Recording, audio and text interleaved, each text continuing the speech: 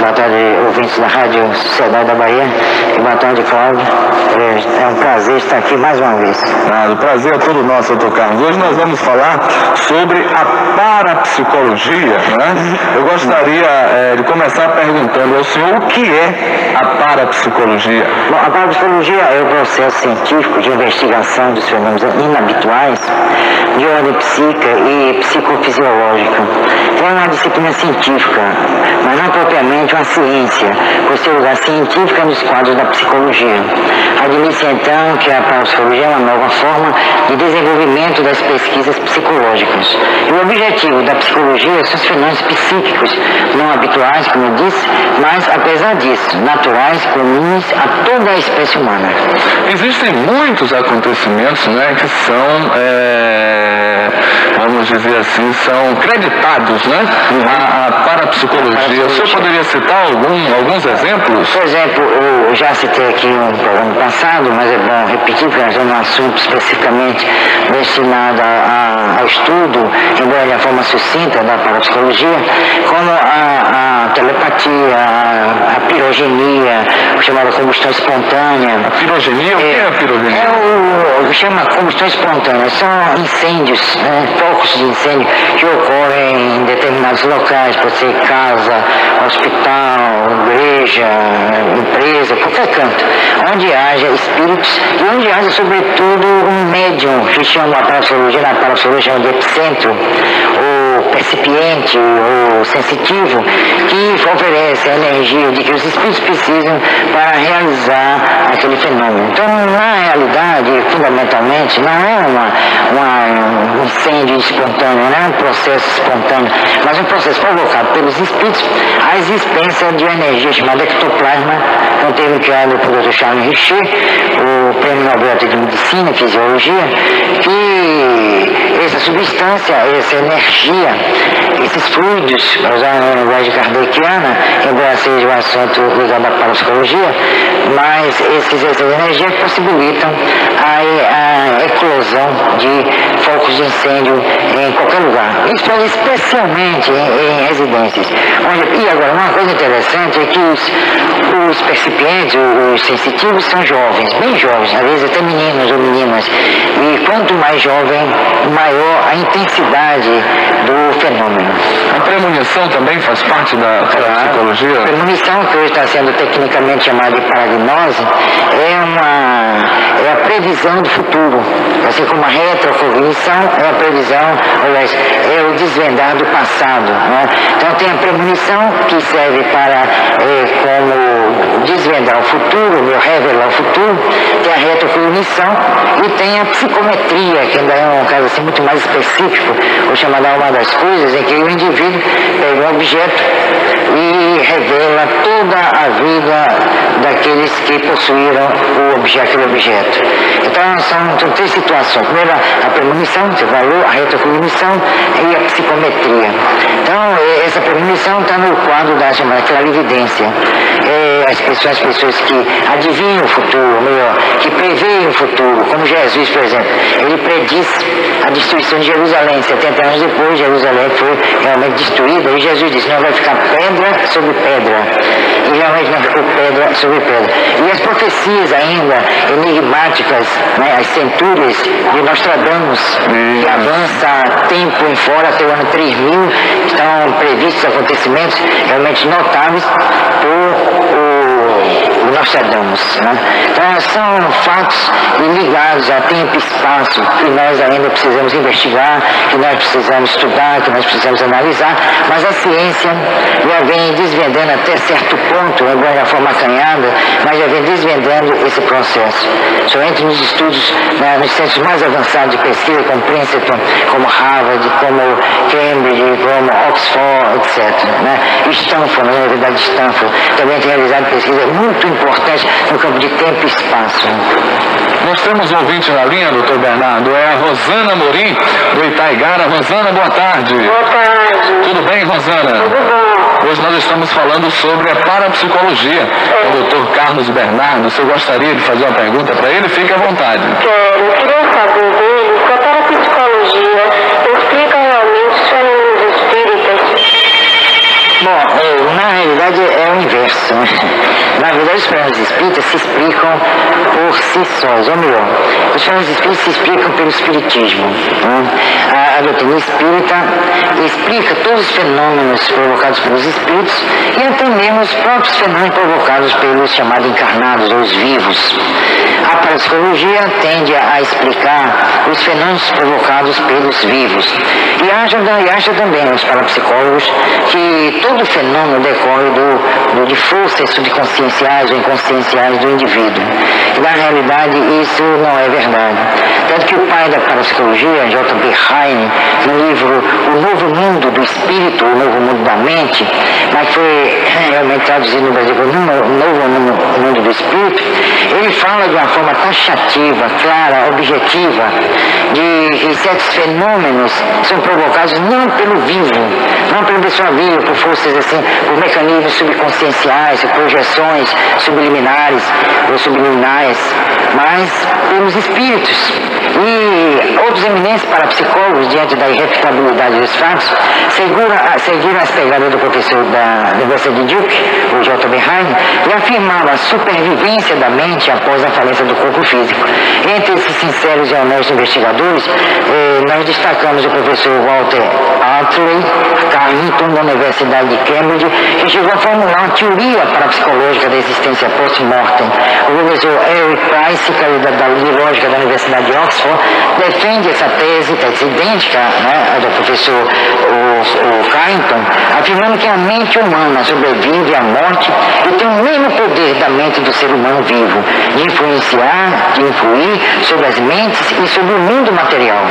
Outro grande professor, o professor Samuel George Sowell, da Universidade de Londres, né, que também realizou pesquisas notáveis nesse campo, ele concluiu que todos os fenômenos, a maioria dos fenômenos são provocados pelos espíritos. Às vezes até fenômenos são provocados associativamente entre o encarnado e o desencarnado, ou no processo da mediunidade, onde os dois se unem, na realidade, grosso modo, mas se unem para provocar fenômenos como de psicofonia, fenômeno de pneumatografia, fenômeno de voz direta, fenômeno de materialização de efeitos físicos, de psicografia e aí por diante. Então há uma conjugação muitas vezes entre encarnados e desencarnados. E a gente pode dizer com toda segurança, todos esses fenômenos são realmente acontecem em função desse processo e que precisaria ser mais investigado pela ciência oficial a fim de que emitir opiniões sensatas, corretas, coerentes, sobretudo científicas.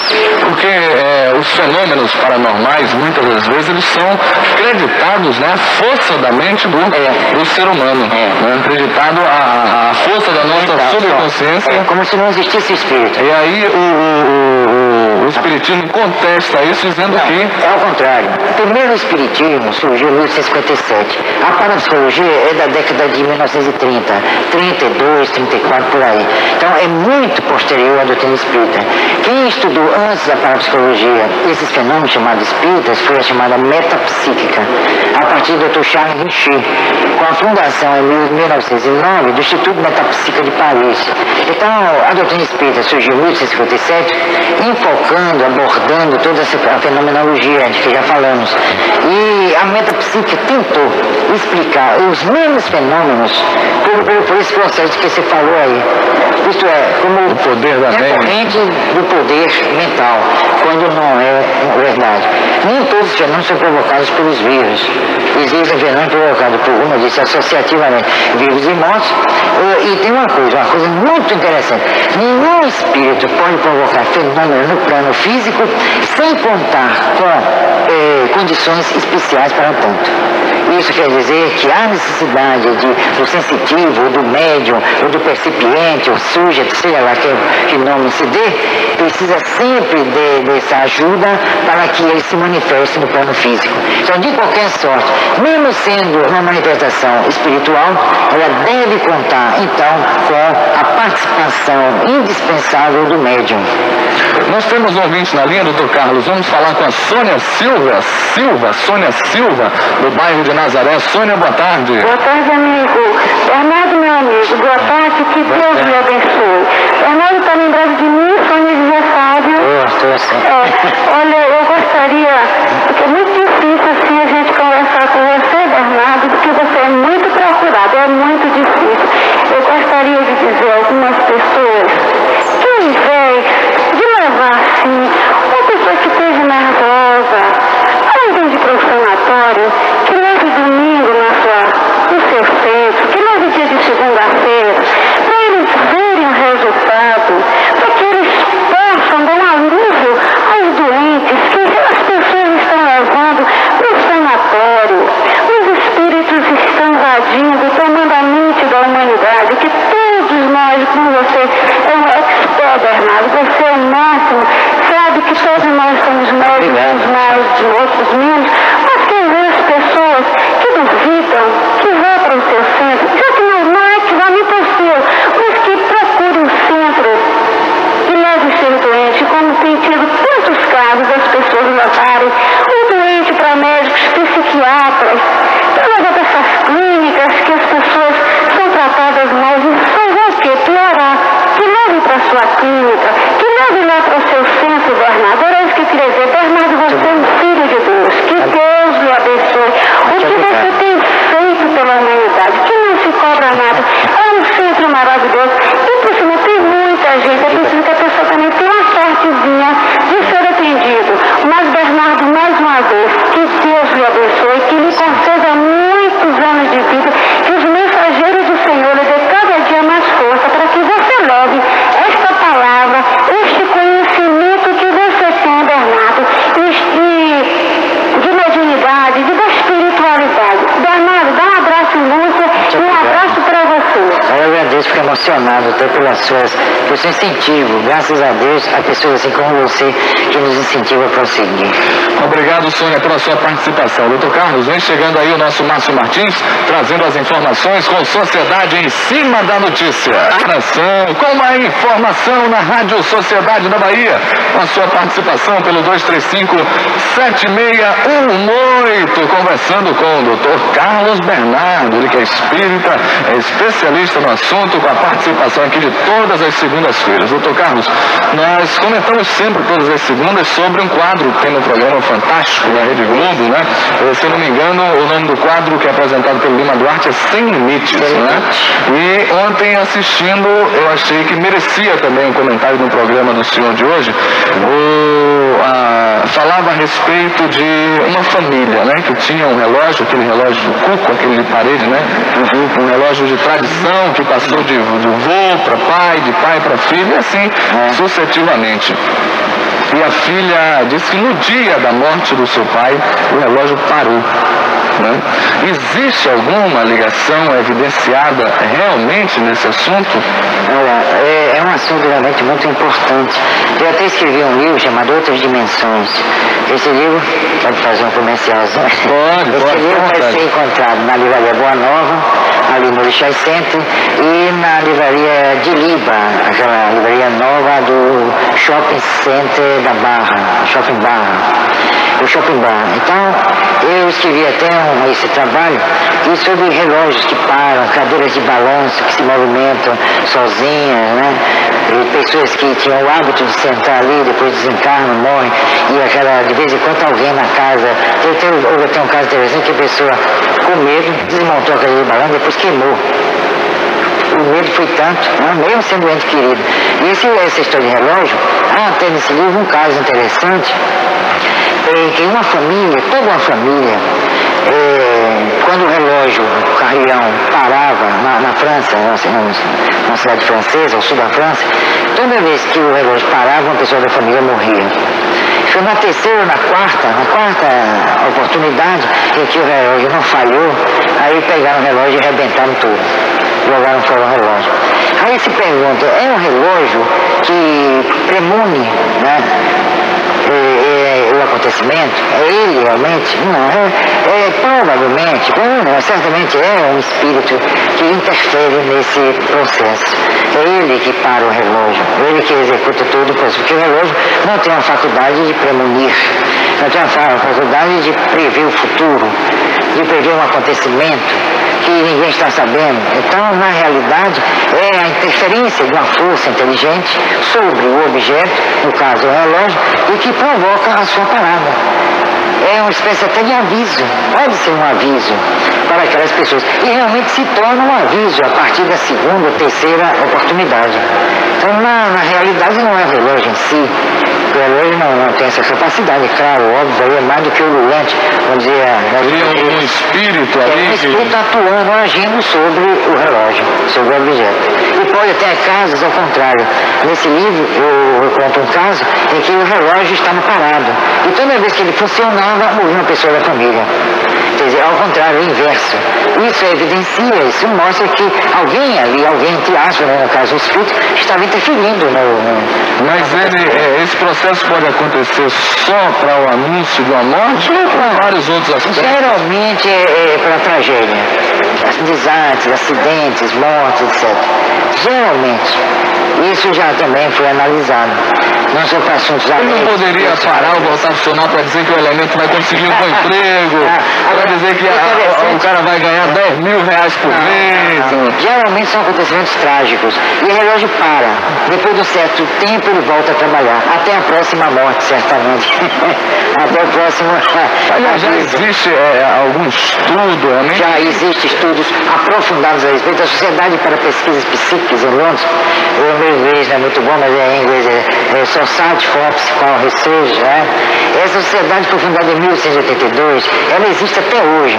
Eu por sinal, conheço essa sociedade quando estive em Londres, estive na Inglaterra, e lá as pesquisas são que tem os proceedings, ou resenhas, espécie de atas, de mais milhares de casos investigados pela sociedade. E a sociedade não é espírita.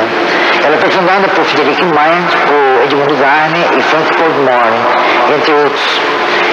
Ela desenvolve um trabalho há mais de 100 anos justamente sobre fatos notáveis, inabituais, como chama a parapsicologia.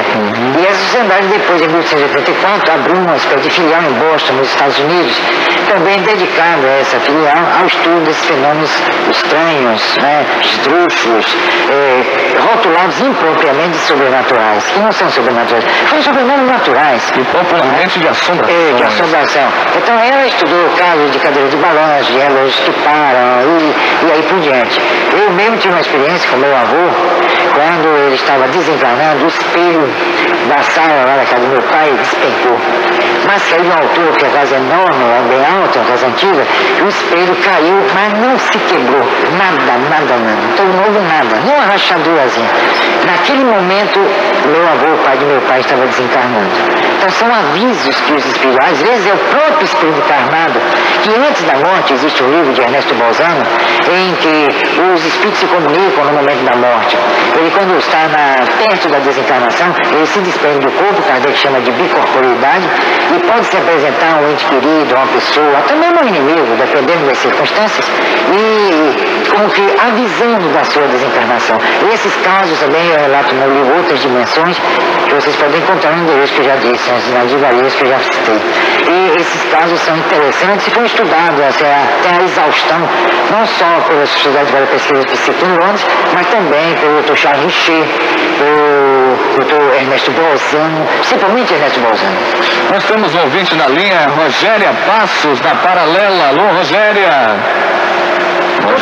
Tudo bem, Rogéria? Boa tarde. Fique à vontade. Boa tarde, doutor Carlos. Boa tarde. A gente vê no cinema e na televisão filmes que tratam de assuntos que para a psicologia são denominados de paranormais.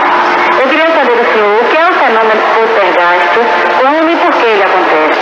Bom, até no início do programa nós falamos de poltergeist. Poltergeist é uma expressão alemã. Os ingleses chamam de haunting, né? O inglês é horrível, haunting. Poltergeist é uma palavra alemã, quer dizer espíritos perturbados, espíritos inferiores, espíritos barulhentos.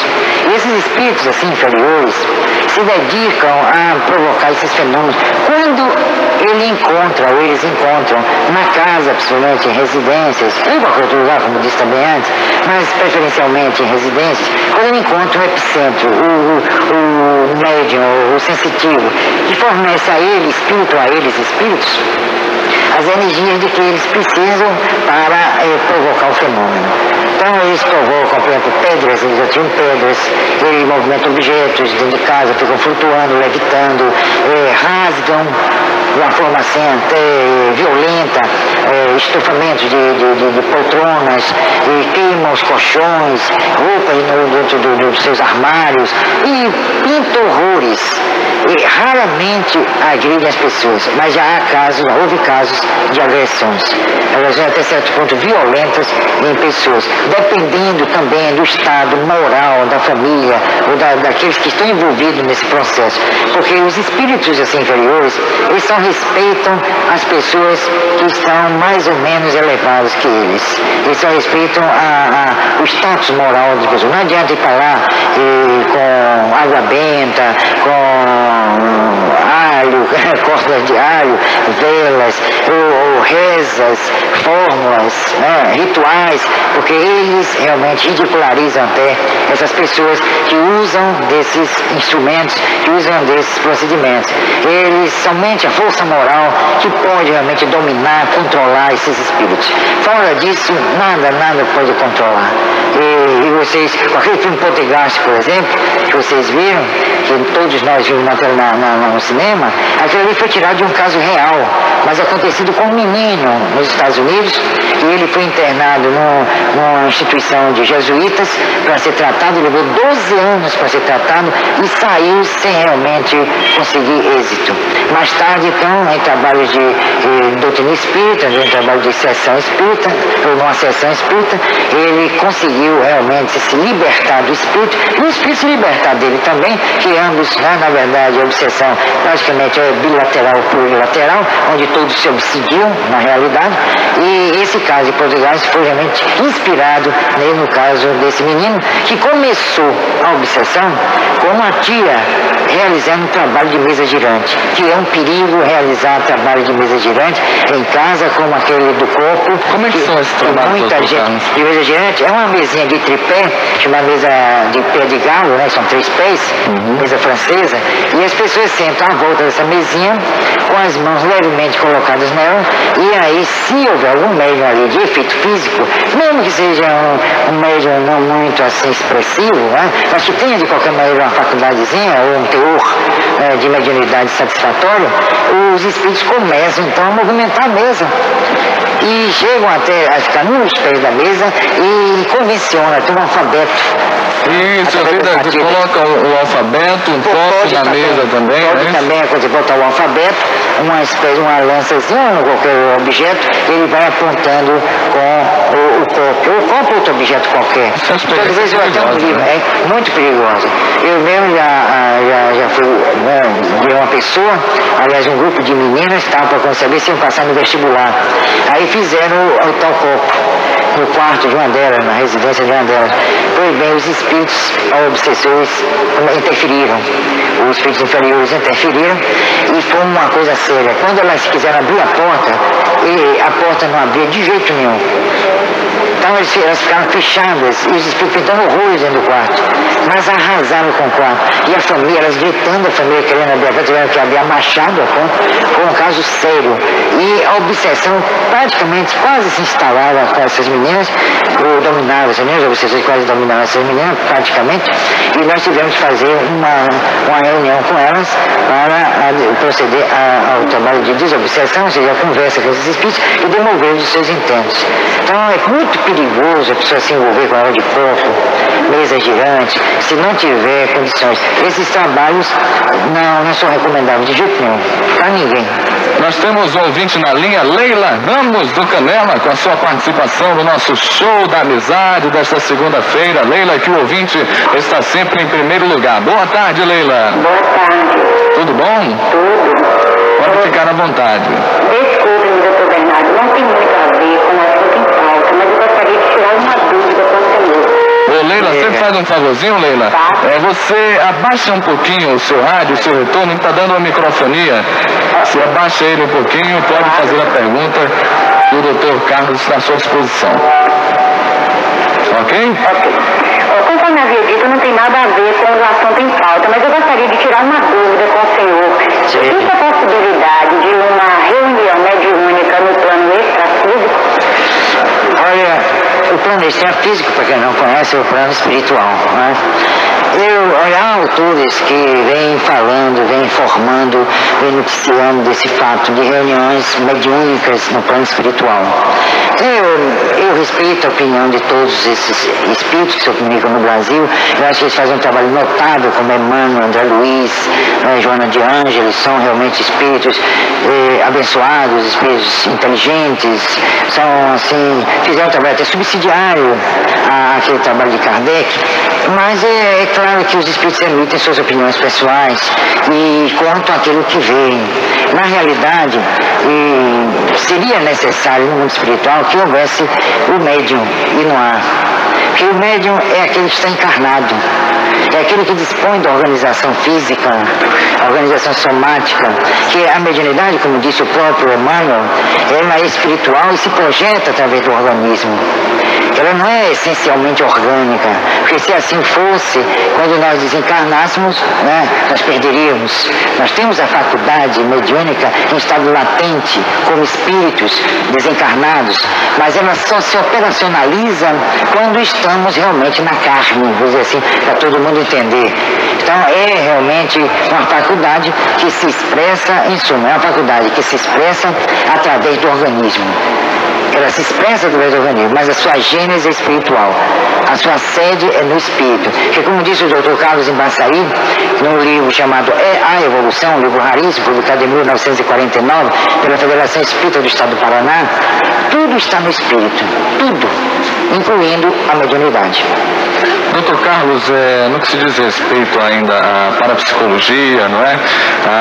Nós temos algumas revistas, uma questão de ética, eu não vou citar o nome desta pessoa, que ela faz um trabalho mandando que você escreva para ela, dê todos os seus dados pessoais, que ela adivinha a sorte, né? Que ela vai dar os seus números da sorte para você ganhar na loto, para você ficar milionário.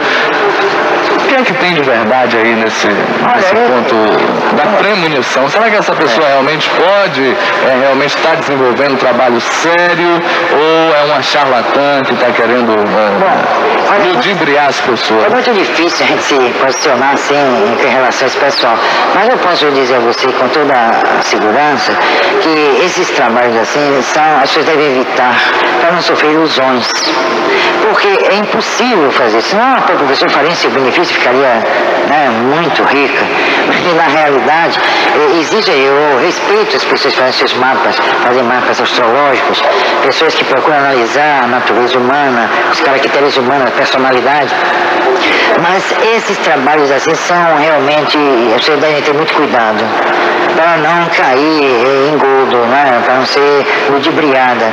Eu me lembro até que meu pai foi secretário da tarde, muito tempo aqui na cidade de Salvador. Meu pai, que foi jornalista há muitos anos, fundou até a Escola de Comunicação, né, da Universidade Federal da Bahia, onde ele foi professor. Qual é o nome dele? Antônio Loureiro de Souza. Ele foi mestre de muitas gerações de jornalistas, hoje militando em rádio, televisão e em jornal. Ele me disse: olha, Bernardo, a coluna de horóscopo é dada como se fosse um castigo na redação. Então as pessoas às vezes inventam ali muita coisa. É claro que é uma coisa muito genérica, né? É uma coisa genérica. Às vezes pode até acertar, quem sabe, um rasgo de sorte. Mas na realidade essas consultas, eu acho que precisa ter muito cuidado. Na televisão, na TV Bandeirante, tem uma pessoa que faz lá a consulta, ela mistura runa, né, dos Vikings, com tarô, com espiritismo, com teosofia, com anjos e coisas que tais, e às vezes arrisca em afirmar coisas assim que eu acho muito temerário, eu acho assim perigoso até. Pessoas que estão esperançosas, querendo uma resposta aflitiva aos seus problemas, né, às suas desventuras, e terminam sendo até enganadas, porque não há ninguém que tenha essa força de desvendar o futuro das pessoas assim, sem que nem para quê. Sem um exame, sem um contato, sem uma pesquisa demorada e criteriosa. Então, eu acho perigoso. Eu acho muito perigoso perigoso esse tipo de consulta, somente se tratando de sentimentos humanos e das ambições humanas. As nossas ambições são realmente profundas e quando elas são ludibriadas, ou quando nós somos ludibriados nesse particular, nós entramos numa frustração muito grande. Os espíritos, eles são capazes de desvendar o futuro, de prever o futuro, doutor Bernardo? Porque quando nós já batemos vários papos aqui, já conversamos bastante, esse é o nosso terceiro programa, o quarto ainda com a participação da Cida. Pelo que o senhor nos passa, quando nós...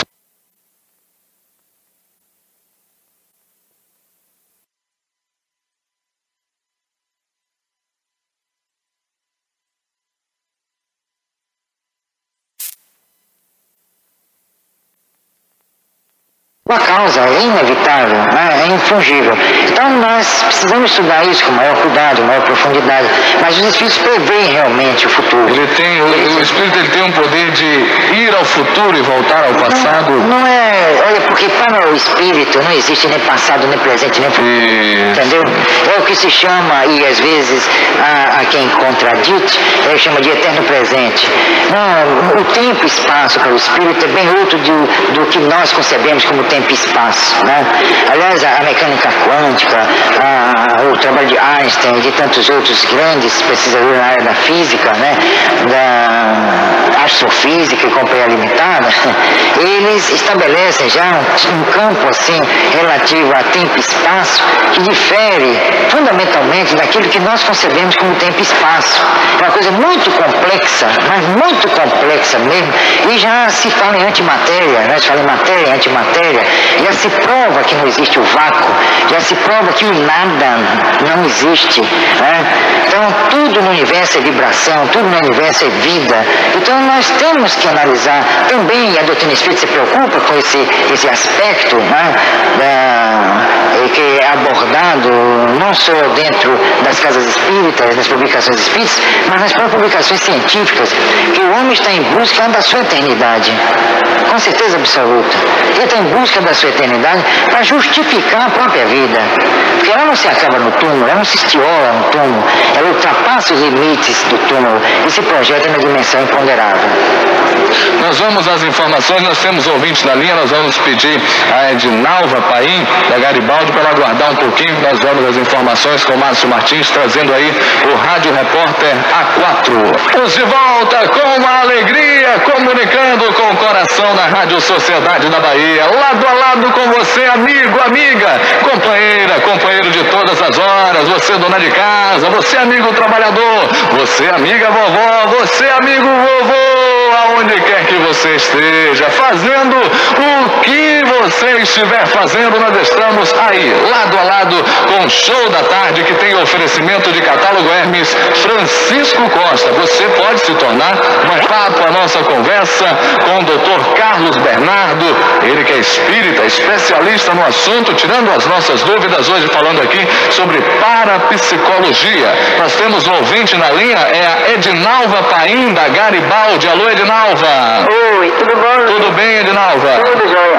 Ô, Luiz, eu gostaria de fazer uma pergunta ao Dr. Carlos. Fique à vontade. Vou fugir um pouquinho do assunto. Pode ficar à vontade. É que eu tenho um amigo o princípio dessa pergunta é que eu gostaria de saber, Dr. Carlos, se ele faz consultas, trabalha através de fotos, o nome, porque a pessoa não mora aqui em Salvador, certo? E esse rapaz, ele bebe muito. Quando ele está sem beber, ele é uma pessoa maravilhosa, uma pessoa prestativa, dada, todo mundo gosta dele. Agora, quando ele bebe, já sabe, né? Aquela confusão dentro de casa, não se dá, briga com a mãe, com os irmãos. E o pai dele faleceu justamente por causa de bebida. E hoje em dia ele fala assim que vai morrer igual o pai, e está no mesmo caminho, tá? Bebe demais. E aí eu gostaria de saber se o senhor faz trabalho aqui através de foto, de nome da pessoa. Nós fazemos trabalho à distância. Uma pessoa da família, como já houve casos, em muitos casos, pessoas da família que vão, ou pessoas amigas que querem ajudar alguém, e nós fazemos um trabalho à distância através de evocação, através de atração do espírito que está assediando a pessoa. Em casos de pessoas que são alcoólatras, pessoas que se dão assim, ao vício do álcool, das drogas também nós já fizemos, e processos obsessivos, nós já fizemos problema de mediunidade, então nós fazemos a atração. Agora, sem levar foto, nada não.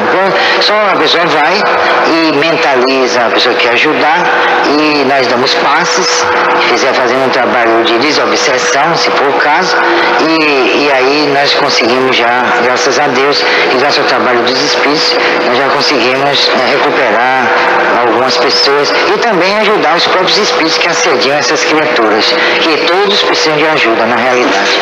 Ô, doutor Carlos, todos esses problemas são provocados realmente por espíritos? Não pode ser problemas simplesmente psicológicos, problemas sociais, pode, né? Pode, sim. Isso é uma boa pergunta. É uma pergunta muito boa para esclarecer. Nem sempre é um assédio espiritual. Às vezes a pessoa tem que chamar de auto-obsessão. São as próprias pessoas que se obsidiam. Pessoas com desequilíbrios, com traumas, às vezes traumas desta vida ou de vidas passadas. Pessoas que também, muitas vezes, como eu recomendo, e em alguns casos, o acompanhamento do psicólogo, né, do psicanalista, do psiquiatra, quando for o caso, que sentem realmente, nós sentimos que precisam de ajuda, que são instáveis, emocionalmente instáveis, desequilibrados psicologicamente, e precisam de uma terapia, entendeu? Nesse campo. Então nós recomendamos. Às vezes nós procuramos fazer a associação, tanto o tratamento psicológico como o tratamento espiritual. E às vezes também muitos psicólogos, muitos clínicos aqui na cidade de Salvador encaminham pessoas lá para o nosso centro, como o caminho também para outras casas espíritas, a fim também o trabalho seja associado, o tratamento seja associado tanto em nível espiritual como em nível assim, psíquico, ajudando a pessoa em dois lados. E ajudando também, eu acho que nós também ajudamos os espíritos, porque eles também sofrem nesse assédio. Né? Nós temos mais ouvinte na linha, é o Otilando, não é isso, Otilando? Orlando Oliveira de Brotas. Orlando, boa tarde. Boa tarde. Fique à vontade, Orlando. Boa tarde. Eu queria fazer uma pergunta ao senhor. Ô, doutor Bernardo, por favor, ouço muito, não conheço nada sobre espiritismo, mas ouço muito falar. Aquela pessoa é tão boa, educado, cumpridor de seus deveres e sofre. Mas é o karma. Eu pergunto, a carne não tem valor, porque ele sofre por vidas passadas. Isso é verdade? E é justo? O karma, né? Sofrer por vidas passadas. Olha, o problema é o seguinte, se você for, aí que está o conflito, né? Estabelece um conflito muito grande. Se você pensar como espírito, tudo se justifica. Mas se a pessoa pensar que a carne está sofrendo pelo que se fez em vidas passadas, na verdade a carne não fez nada. A carne, o corpo, é apenas um instrumento de que se vale o espírito para viver nessa dimensão. Então não existe realmente o karma. Eu acho que karma e lei de causa e efeito são muito diferentes, embora no próprio movimento espírita, no ambiente espírita, você queira se fazer uma identificação entre karma e lei de causa e efeito. Karma é uma coisa muito ortodoxa, muito assim, sistemática, e não há como fugir dele, o karma. A lei de causa e efeito é sábia, é justa, é soberana.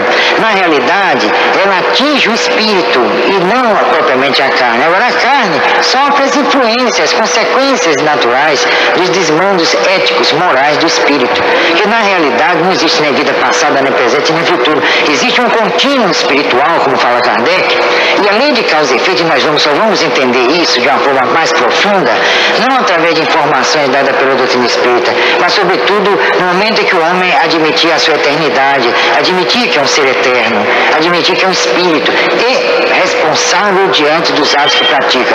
Não foi sem razão que Jesus disse a cada um segundo as suas obras, não é isso? Então, na verdade, a carne recebe a consequência do ato praticado pelo espírito. E a lei de causa e efeito tende a atingir o espírito não para castigar, não para mesquinhar, nem para humilhar através de processos dolorosos, mas para renovar, reeducar, reciclar.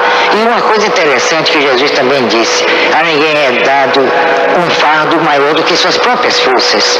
Isso quer dizer que o que nós sofremos está em uma proporção direta e exata do ato que praticamos. Se nós violentamos a lei de Deus, seja por ignorância ou não, nós temos que sofrer as consequências. Aliás, Jesus também disse uma coisa muito interessante, que eu acho que Jesus não fundou religião nenhuma. Ele criou assim uma constituição moral da humanidade, que são os evangelhos.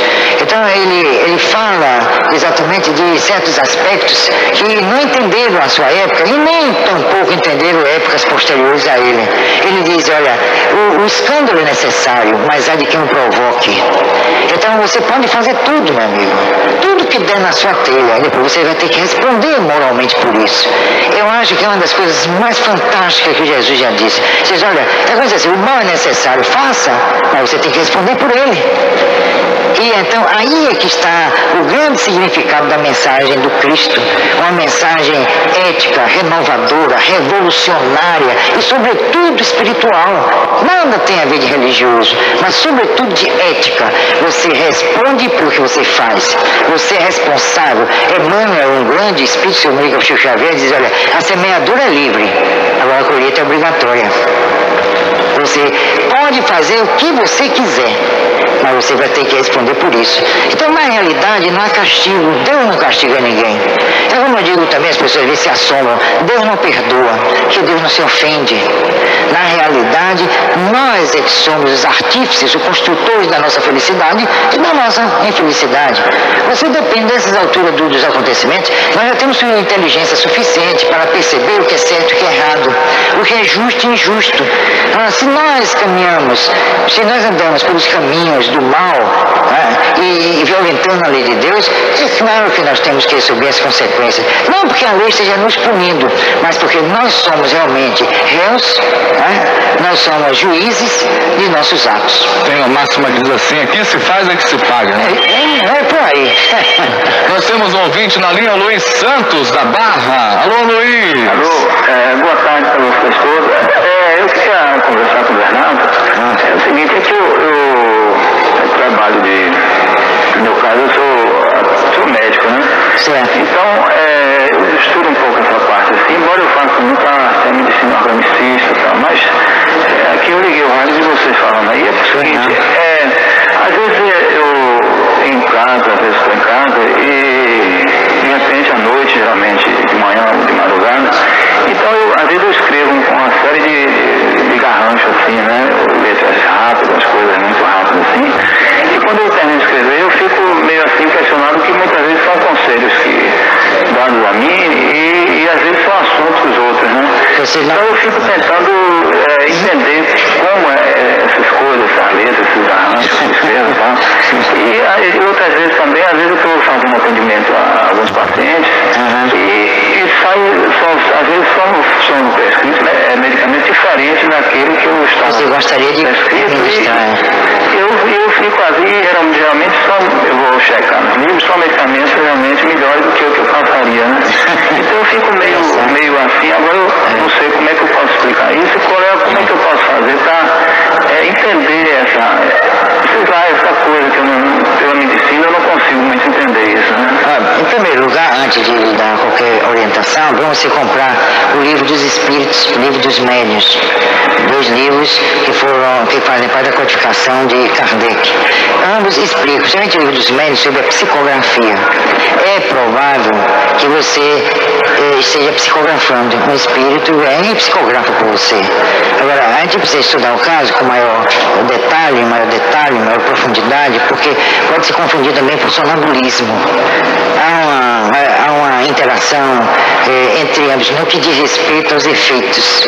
De pessoa escrever, por exemplo, aquilo de que ela não está pensando, ou assuntos que ela não domina em estado consciente, e que nesses estados sonambúlicos ela manifesta conhecimentos assim profundos. Outras vezes é a psicografia, em que de repente o espírito lhe, vamos dizer assim, uma linguagem bem entendível, lhe toma e você escreve o pensamento do espírito, você transmite o pensamento do espírito. Pode ser a psicografia aí no simples, que eu chamo de simples, o espírito toma o médium por inteiro, ou pode ser uma psicografia chamada mecânica, é que você preserva praticamente seu estado consciencial e o espírito se utiliza dos seus órgãos motores e aí seu órgão, no caso, um dos braços, e escreve. Na hora que ele está trabalhando, ele fala que ele vai prescrever a pode medicação? Pode ser uma psicografia mecânica, ou pode ser, se você está pode ser que esteja manifestando um fenômeno de psicografia mecânica, que você preserva a sua consciência, você não entra em transe profundo, você fica levemente, assim como o Kardec chama, em êxtase, né? Mas muito levemente, e o espírito toma seus centros nervosos até certo ponto e escreve pelo seu braço. O seu braço serve de instrumento para ele. É diferente de um estado de psicografia que você entra realmente em transe, às vezes perde até consciência da realidade ambiental e ele escreve. Os espíritos escrevem através do... Então, há três aspectos a serem considerados. Primeiro, o sonambúlico. Segundo, a psicografia propriamente dita e a psicografia mecânica. Propriamente dita é aquela mais comum, aquela mais corriqueira. Vamos dar uma Você pode nos procurar no nosso grupo, no Teatro Espírita do Machado, na Rua da Glória, número 23, onde nós poderemos conversar tranquilamente sobre o assunto com maior profundidade. Ok, doutor Carlos, vamos dar uma faturadazinha, Júnior? São 4 horas agora, 18 minutos em Salvador. Tudo com alegria, com a informação, conversando com o doutor Carlos Bernardo. Vamos falar com o ouvinte, é a Elza Almeida da Paralela. Alô, Elza. Alô. Boa tarde, tudo bem? Fique à vontade, Elza. É o seguinte, eu queria fazer uma pergunta ao doutor Bernardo. Eu queria saber qual a opinião dele como espírita sobre a doação de órgãos. Sobre a doação de órgãos, não é isso, Elza? Obrigado pela sua participação. É um assunto realmente muito especial e especioso, a doação de órgãos. É claro que hoje em dia é um assunto assim muito lembrado nos meios de comunicação e nos meios médicos. É claro, eu não sou médico, eu sou advogado, mas e pode-se também analisar sobre o prisma jurídico, que a legislação ainda é muito falha no Brasil a respeito, e querem até obrigar as pessoas... Isso, tem um projeto de lei trabalhando lá no Congresso. Eu acho isso antijurídico e inconstitucional, que cerceia o direito de liberdade, porque na verdade é um assunto assim como eu disse, especial e especioso, porque o corpo humano não é um objeto de mercância, reis, né? E ainda se deve definir juridicamente quem é o dono do corpo, do morto, né? Quem é o dono do defunto. Então a legislação brasileira deveria se preparar, se estruturar para apreciar um projeto dessa natureza. Então, tudo no Brasil põe os carros diante dos bois. É como se assim, lança uma lei regulando os preços, mas não há nenhum instrumento que execute essa lei, que fiscalize a lei. Aqui no Brasil sempre faz isso. E estão fazendo com transplante isso. É preciso que se crie instrumentos jurídicos adequados para então se legislar sobre transplante. Mas quanto ao aspecto ético, eu acho assim, que deve-se realmente fazer o transplante. Agora, tem um aspecto também espiritual que não é cogitado de maneira nenhuma pela medicina, mas existe implicação de ordem espiritual. Isso é realmente inquestionável. Não só, eu não estou aqui dando a opinião da doutrina espírita, eu não tenho essa autoridade, eu estou dando a minha opinião pessoal, de estudioso, de pesquisador da problemática espírita, da fenomenologia espírita. Mas nós temos que considerar que existe um corpo que Kardec chamou de perispírito, conhecido desde remotas eras.